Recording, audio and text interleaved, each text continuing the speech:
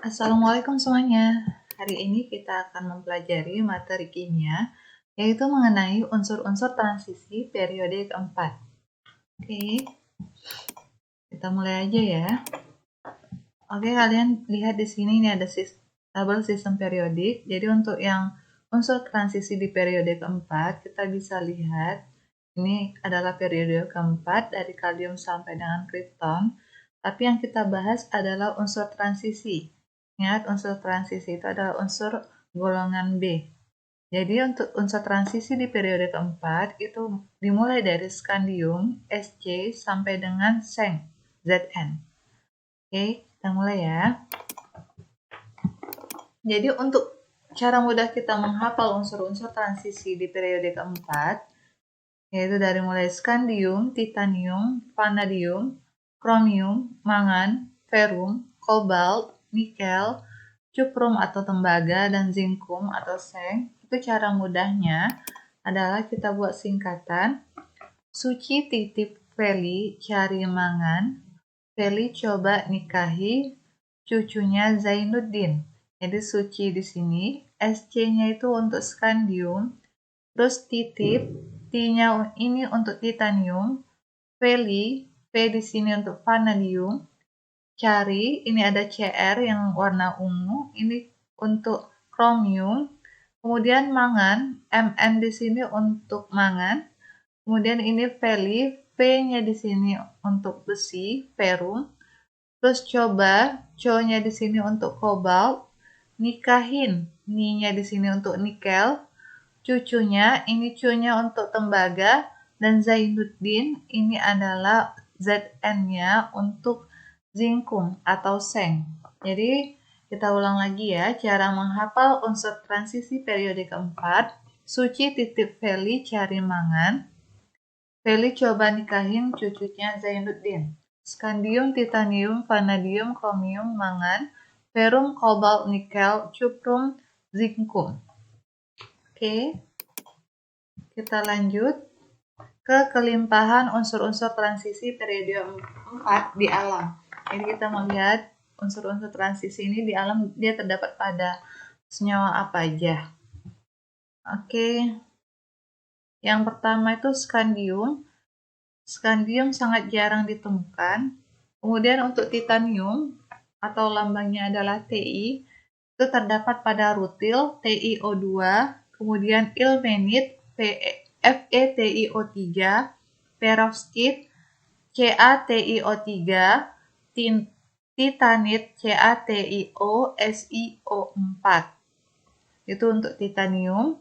Kemudian vanadium lambang V itu terdapat pada vanadit, rumus kimianya Pb3 dalam kurung VO4 2 kali. Terus pada vanadium pentaoksida atau V2O5. Kemudian untuk krom atau Cr itu terdapat pada ferrokromit FeOCr2O3. Kemudian pada timbal kromat PbCrO4. Selanjutnya ada mangan. Mangan terdapat pada batu kawi atau pirolusit dengan rumus kimia MnO2.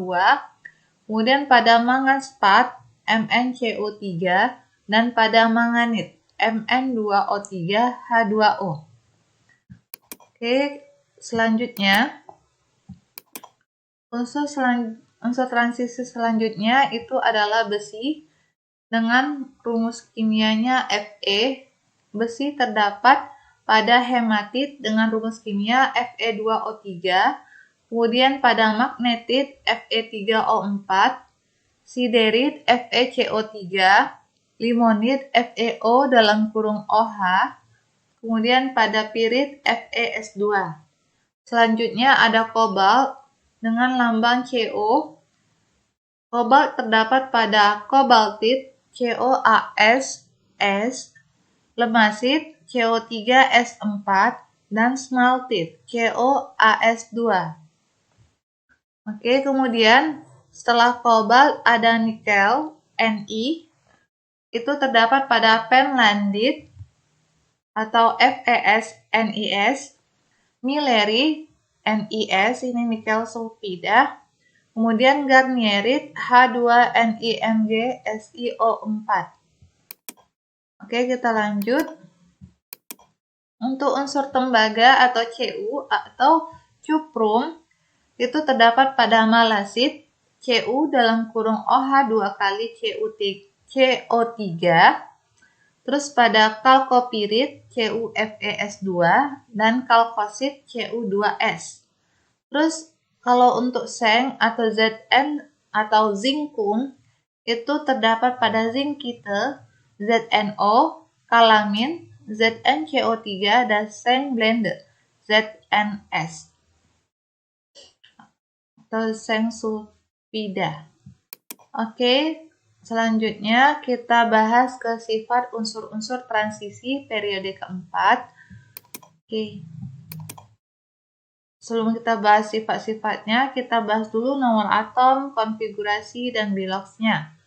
Untuk skandium dengan nomor atom 21, konfigurasinya 18Ar 4s2 3d1 dan bilox skandium itu adalah positif 3.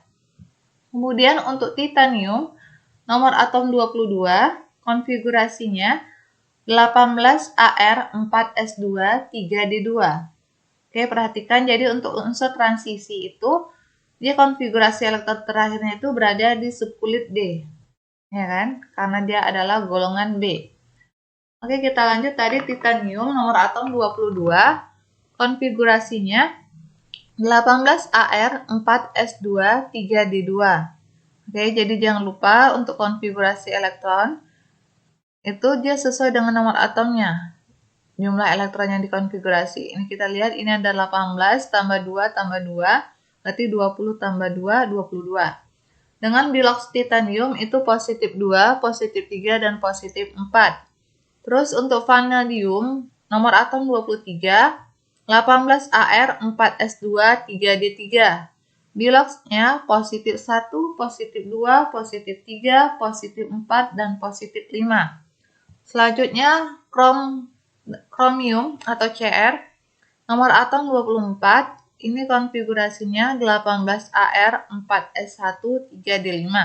Ini kenapa nggak 18Ar 4s2 3d4? Alasannya karena kita mau buat orbital di subkulit D ini menjadi orbital setengah penuh. Jadi satu elektron pada subkulit S ini yang awalnya 4s2 kita pindahin ke subkulit D yang awalnya 3d4. Jadi dia menjadi elektron setengah penuh 4s1 3d5. Dengan bilox Cr itu sebesar positif 2, positif 3, dan positif 6. Terus untuk Mn atau mangan, nomor atomnya 25. Konfigurasinya 18Ar 4s2 3d5. Biloxnya positif 2, positif 3, positif 4, positif 6, dan positif 7. Selanjutnya, ada Fe atau besi, ferum, nomor atomnya itu 26.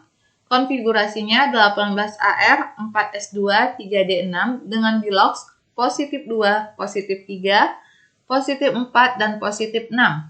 Terus kobalt Co ini nomor atomnya 27, konfigurasinya 18Ar 4s2 3d7 dengan bilox positif 2 dan positif 3. Untuk nikel Ni nomor atomnya 28, konfigurasinya 18Ar 4s2 3d8.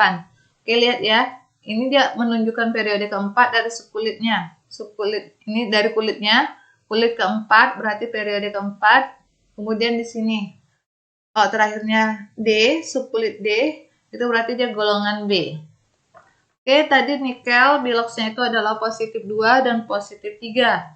Untuk Cu, cuprum atau tembaga, nomor atomnya 29, konfigurasinya 18Ar 4s1 3d10. Ini kalau kita ikutin yang sebelumnya itu kan dia 18Ar 4s2 3d9. Tapi itu belum tepat karena si D ini kan kita mau buat dia orbital penuh yang terisi 10 elektron. Makanya elektron pada subkulit S-nya itu kita pindahkan atau mengalami eksitasi elektron ke subkulit D-nya. Jadi untuk konfigurasi Cu atau tembaga adalah 18Ar 4S1 3D10 dengan biloks positif 1, positif 2. Kemudian untuk seng atau zinkum Zn, nomor atomnya 30, konfigurasinya 18Ar 4S2 3D10 dengan biloks positif 2. Terus di sini kita lihat biloks-biloksnya ini ada yang ditebalin atau dibold, ada yang tidak. Jadi untuk biloks yang ditebalin atau dikasih bold ini itu menandakan dia biloksnya yang stabil. Jadi setiap yang biloksnya ditebalin itu adalah biloks yang stabil. Oke, lihat ya, berarti skandium dengan biloks 3 itu stabil, titanium biloks 4 stabil, vanadium biloks 4, 5 itu stabil. Dan selanjutnya kalian tinggal lihat yang ditebalin itu adalah biloks yang stabil. Oke, kemudian kita masuk ke kecenderungan bertambah dari skandium ke zinkum. Oke, yang bertambah itu adalah massa jenisnya, kecuali si Zn. Terus yang kedua, energi ionisasi atau energi minimum yang diperlukan untuk melepas elektron itu cenderung bertambah dari skandium ke zinkum, dan juga keelektronegatifannya juga cenderung bertambah. Selanjutnya, kecenderungan berkurang dari skandium ke zinkum atau seng, yaitu adalah titik leleh dan titik didih, kecuali skandium dan titanium. Kemudian jari-jari atomnya cenderung berkurang dari skandium ke zinkum. Oke. Terus kita masuk ke sifat-sifat umum unsur-unsur transisi periode keempat.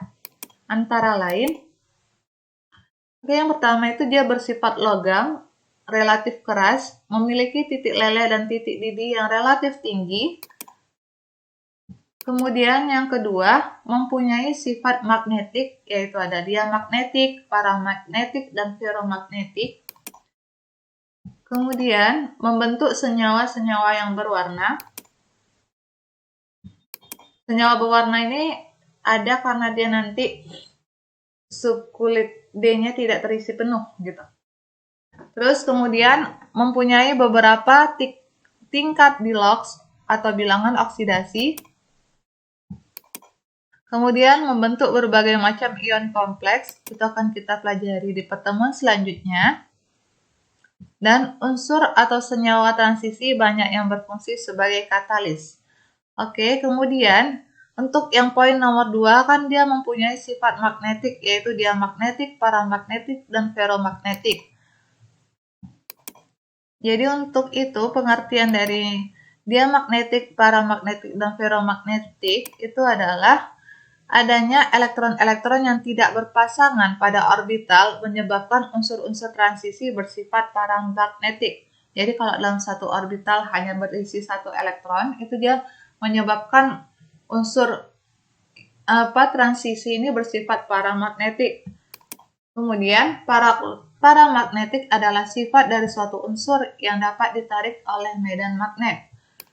Terus, makin banyak jumlah elektron yang tak berpasangan, makin kuat sifat paramagnetik unsur tersebut. Berarti makin banyak yang berisi satu elektron di setiap orbitalnya, maka makin kuat sifat paramagnetik unsur transisi tersebut. Ini kita lihat pada subkulit D-nya.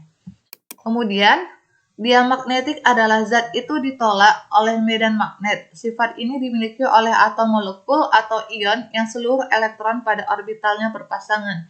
Diamagnetik ini pada subkulit D, tiap orbitalnya itu telah terisi 2 elektron atau berpasangan. Makanya unsur tersebut bersifat diamagnetik. Kemudian untuk ferromagnetik yaitu dia ditarik sangat kuat ke dalam medan magnet. Oke, kemudian sifat magnetik unsur-unsur transisi periode keempat. Oke, di sini ada tabelnya. Tabel pembanding antara diamagnetik, paramagnetik, dan ferromagnetik.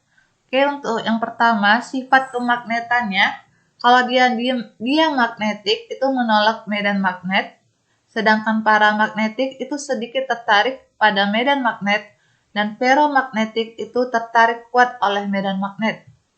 Kemudian, Yang menyebabkan dia magnetik itu menolak medan magnet adalah karena seluruh orbital berisi elektron berpasangan. Kita lihat Zn dengan nomor atom 30, konfigurasinya 18Ar, 4s2, 3d10. Kita lihat di sini pada subkulit 3D itu kan berisi 10 elektron. Oke, orbital D itu berisi 5 kamar, ya kan? Subkulit D berisi 5 kamar atau 5 orbital, yang setiap orbital atau kamarnya telah diisi oleh sepasang elektron. Lihat ini, udah berpasangan semua. Makanya dia sulit tertarik, ya kan? Makanya unsur Zn ini dia menolak medan magnet karena seluruh orbitalnya telah terisi oleh sepasang elektron. Masing-masing orbital terdiri dari sepasang elektron, makanya sulit dia untuk berikatan gitu kan, ya kan. Kemudian yang paramagnetik tadi kan dia sedikit tertarik medan magnet. Hal itu disebabkan ada orbital berisi elektron yang tidak berpasangan. Itu contohnya skandium, titanium, vanadium, kromium, mangan, dan cuprum. Oke, kita ambil contoh skandium nomor atom 21. 18Ar, 4s2, 3d1. Di sini terdapat satu elektron pada subkulit D, ya kan? Jadi satu elektron inilah yang sedikit tertarik pada medan magnet karena dia tidak berpasangan. Sedangkan ferromagnetik itu tertarik kuat oleh medan magnet karena banyak orbital berisi elektron tidak berpasangan. Contohnya pada ferrum, kobalt, dan nikel. Ini 18Ar, 4s2, 3d6 pada besi, ya kan? Besi 3d6 berarti yang yang elektronnya tidak berpasangan ada 4 orbital. Jadi dia daya tariknya lebih kuat ke medan magnet sedang dibandingkan si paramagnetik. Karena paramagnetik jumlah elektron tidak berpasangannya lebih sedikit. Oke. Jadi kita lanjut ya. Untuk warna ion, unsur-unsur transisi periode keempat. Oke, ini udah ada tabelnya. Yang pertama ada unsur skandium dengan nomor atom 21, itu dia membentuk ion Sc3+ dengan konfigurasi elektron ionnya 18Ar, 4s0, 3d0.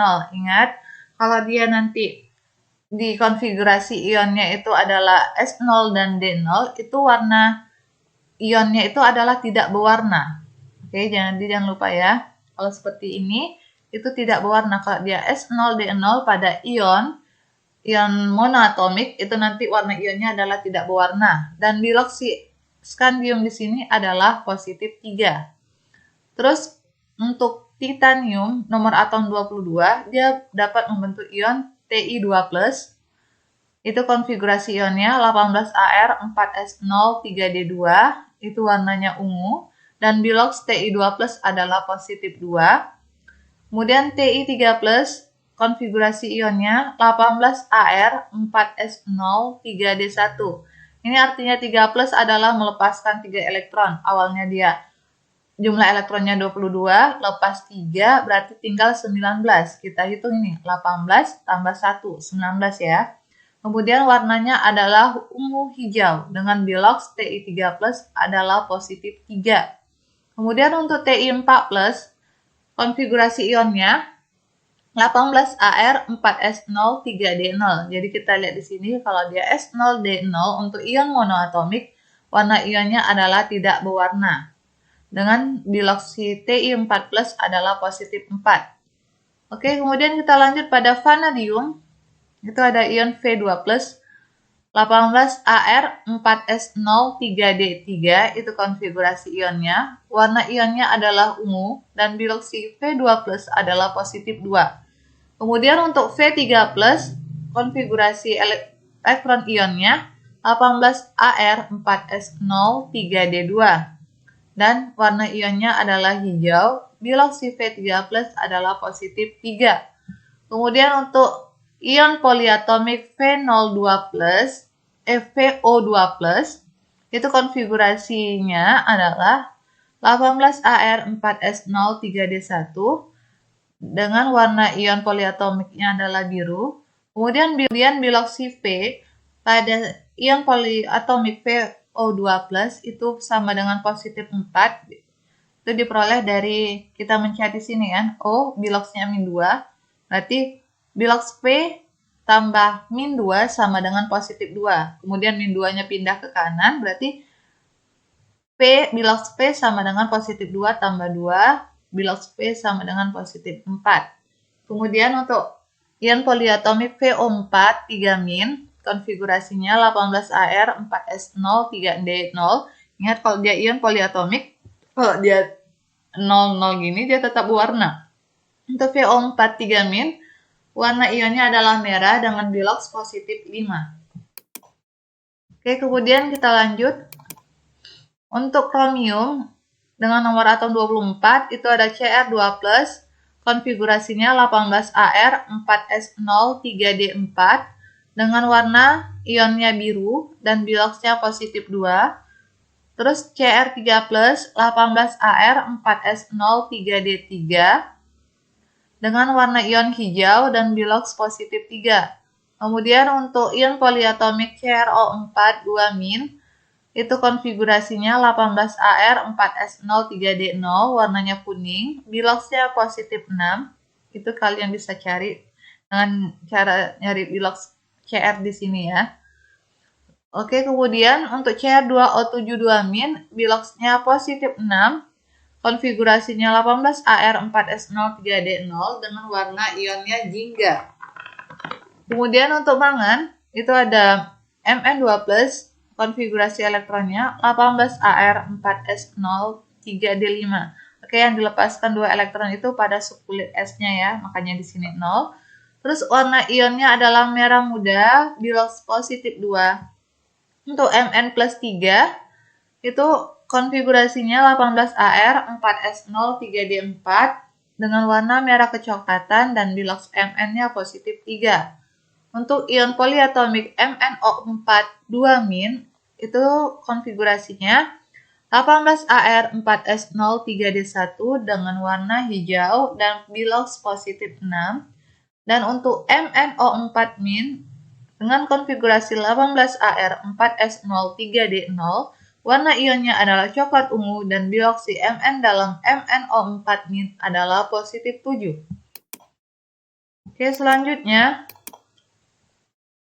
ini ada besi dengan nomor atom 26, ionnya Fe2+, konfigurasi ionnya 18Ar 4S0 3D6 dengan warna hijau dan bilox Fe-nya positif 2.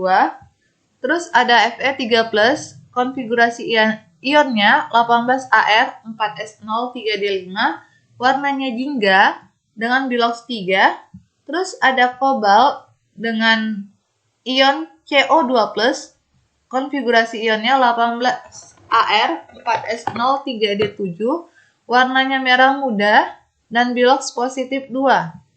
Terus pada kobalt 3 positif, konfigurasi elektronnya 18Ar 4S0 3D6, warna ion biru, dan bilox si kobalt adalah positif 3. Nikel 2+, Ni2+ ini konfigurasinya 18Ar 4S0 3D8 dengan warna ion hijau dan bilox positif 2.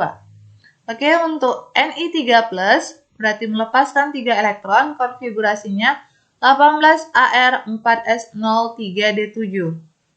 Oke, jadi sama ya, ini jumlahnya 18 tambah 7, 25. Di sini Ni3+, berarti yang awalnya 28 kurang 3, karena melepaskan elektron. Warna ionnya merah dan biloxnya positif 3. Oke, selanjutnya ada tembaga atau cuprum dengan nomor atom 29, membentuk ion Cu+ dengan konfigurasi ion 18Ar 4S0 3D10. Dan warna ionnya adalah tidak berwarna dengan bilox positif 1. Kemudian untuk Cu2+, itu dia 18Ar 4S0 3D9, warna ionnya biru dan biloxnya positif 2. Selanjutnya Zn atau seng atau zinkum nomor atom 30, ionnya Zn2+, konfigurasinya 18Ar 4S0 3D10 dan warna ionnya adalah tidak berwarna dengan bilox positif 2. Oke, kita masuk ke sifat kimia unsur-unsur transisi periode keempat. sifat kimianya yaitu untuk unsur transisi periode keempat dia kurang reaktif jika dibandingkan dengan logam alkali golongan 1A, dan logam alkali tanah golongan 2A, sehingga relatif tahan terhadap korosi atau perkaratan. Kemudian yang kedua, sebagian besar larut atau bereaksi dengan asam encer. Oke, ini ada tabelnya. Yang untuk tabel pertama itu adalah kelarutannya. Untuk titanium, dia larut dalam HCl panas dan juga HF. Untuk vanadium, dia larut dalam HNO3 asam nitrat, asam klorida, dan asam sulfat pekat. Dan untuk krom, mangan, ferum atau besi, larut pada HCl encer, asam klorida encer, dan asam sulfat. Terus untuk kobalt, larut pada asam klorida encer, nikel pada HCl encer dan H2SO4, tembaga pada HNO3 dan H2SO4. Kemudian untuk kereaktifannya, titanium, vanadium, dan kromium itu dia tahan terhadap korosi atau perkaratan, mangan dan ferum itu reaktif, dan kobalt, nikel, cuprum itu tahan terhadap korosi atau perkaratan. Oke, kemudian kita lanjut pada pembuatan unsur-unsur transisi periode keempat. Oke, ini ada tabelnya. Untuk skandium itu dibuat melalui proses elektrolisis cairan SCCl3 skandium klorida yang dicampurkan dengan klorida lain. Untuk titanium ada dua tahap. Yang pertama itu tahap mengalirkan gas klorin pada TiO2, titanium oksida. Jadi rumusnya apa reaksinya? TiO2 dalam fase solid ditambahkan 2 karbon tambah 2 klorin menghasilkan dalam fase gas menghasilkan titanium 4 klorida tambah 2 karbon monoksida dalam fase gas. Kemudian hasil reaksi ini selanjutnya kita masuk pada tahap kedua dengan mereduksi titanium 4 klorida dengan logam magnesium pada suhu yang tinggi. Jadi TiCl4 yang sudah diperoleh pada tahap pertama kita reduksi dengan magnesium pada suhu yang tinggi, menghasilkan titanium ditambah 2 MgCl2 atau 2 magnesium klorida dalam fase padatan. Oke, kemudian untuk vanadium, itu pembuatannya dari ferrovanadium dihasilkan dari reduksi vanadium pentaoksida atau V2O5 dengan campuran silikon, Si, dan besi atau Fe. Reaksinya 2 V2O5 dalam fase solid tambah 5 Si tambah Fe dalam fase solid menghasilkan 4 vanadium. Ini ada campuran Fe-nya ditambah 5 SiO2 dalam fase gas. Ini silikon oksida.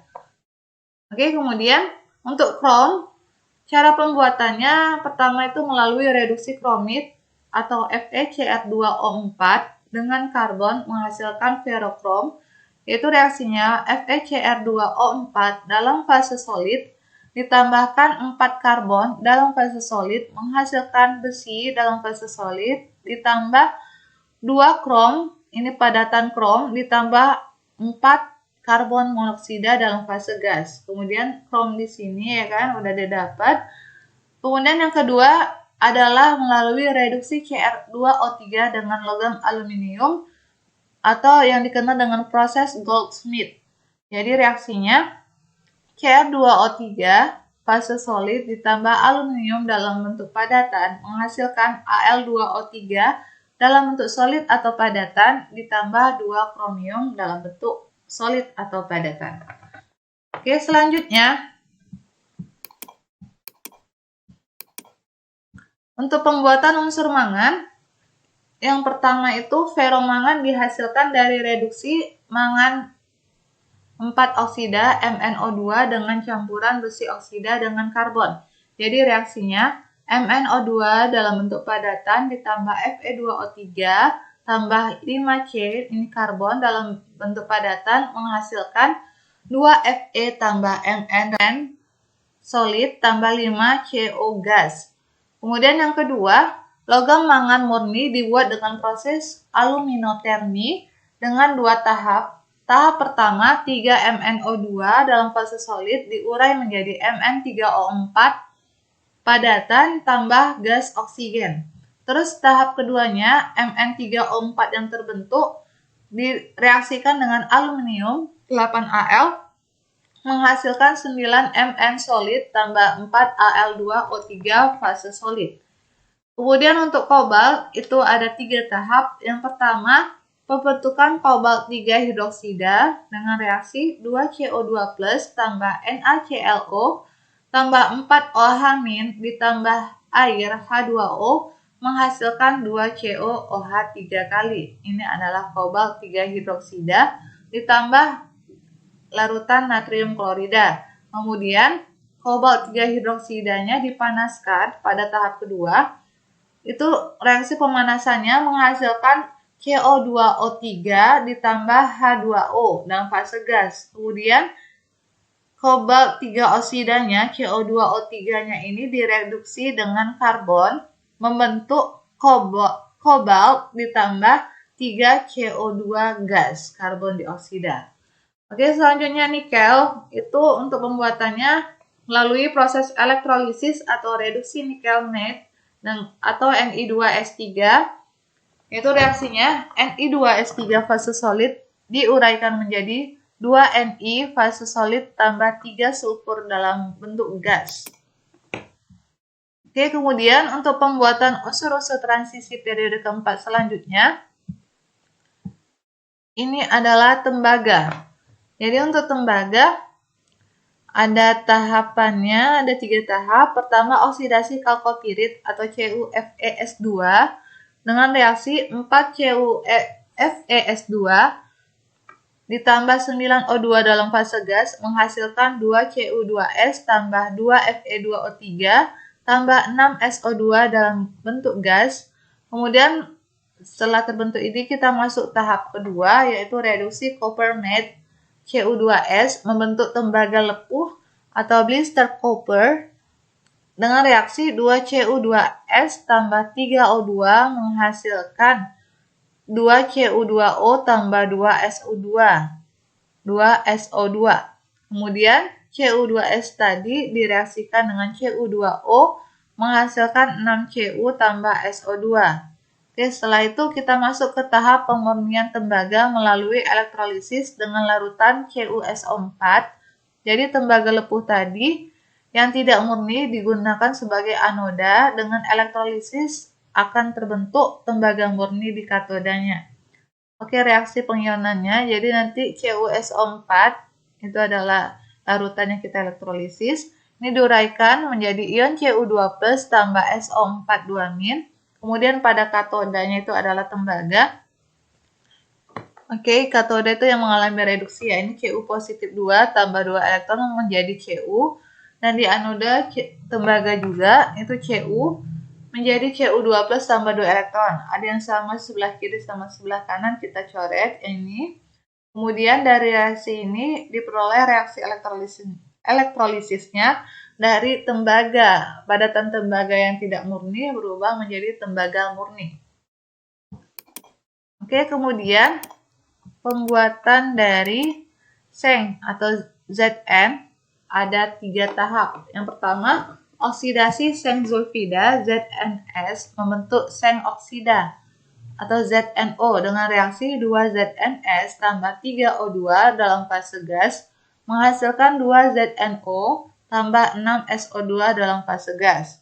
Kemudian tahap 2-nya reduksi seng oksida dengan karbon pijar pada suhu kurang lebih 1200 derajat Celcius.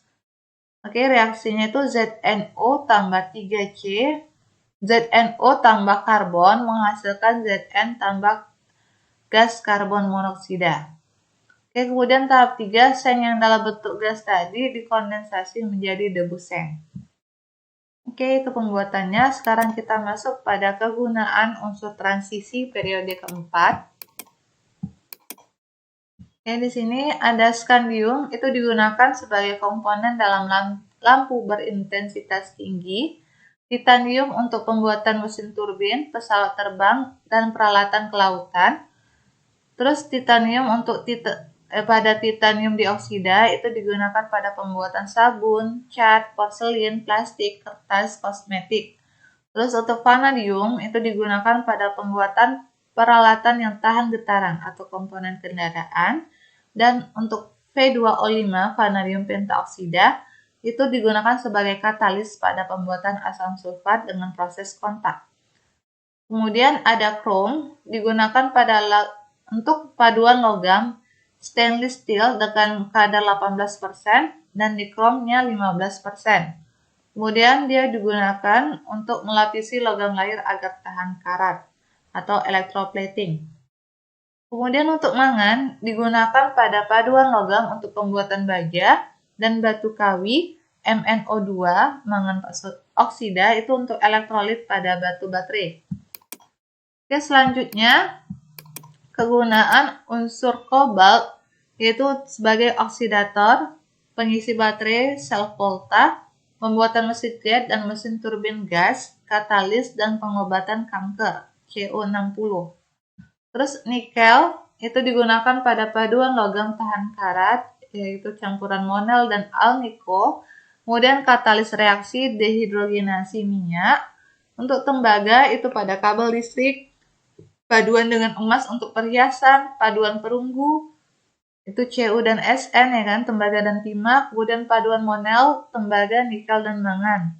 Kemudian untuk seng itu digunakan pada katalis reaksi, paduan logam kekuningan, atap bangunan, pembuatan layar yang berfluoresensi, elektroda pada sel kimia, dan zat antioksidan pada ban mobil. Oke, cukup sekian materi kita hari ini. Selamat belajar semuanya. Assalamualaikum.